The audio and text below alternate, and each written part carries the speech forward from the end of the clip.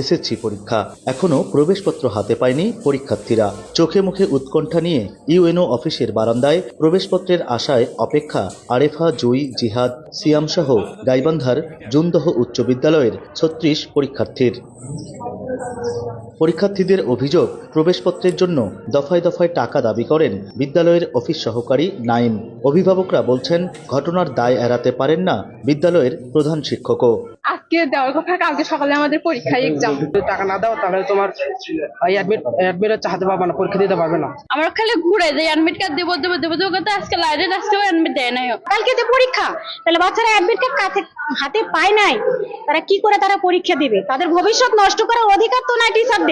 এদিকে বিদ্যালয় কর্তৃপক্ষের কাছে ব্যাখ্যা তলব করে প্রয়োজনীয় ব্যবস্থা নেয়ার আশ্বাস উপজেলা নির্বাহী কর্মকর্তার। প্রতিষ্ঠান প্রধানেরও বেশ কিছু অভিযোগ আমরা শুনেছি। ইতিমধ্যে আমি জেলা মাধ্যমিক শিক্ষা অফিসার মহোদয়ের সাথেও কথা বলেছি যে ওনার ব্যাপারে, কারণ উনি যেটা শোনা যে উনি প্রতিষ্ঠানে অনুপস্থিত থাকেন, তো এটা আমি ওনার নজরে নিয়ে আসছি এবং উনি এটাতে উনি কার্যকর ব্যবস্থা গ্রহণ করবেন। এদিকে প্রবেশপত্র পায়নি পলাশবাড়ী উপজেলার গৃধারীপুর উচ্চ বিদ্যালয়ের ২৯ পরীক্ষার্থীও। ফুলছড়ির কঞ্চিপাড়া MU একাডেমির ১৫০ পরীক্ষার্থীর হাতে ভুলে ভরা প্রবেশপত্র দেয়া হয় বলে অভিযোগ উঠেছে।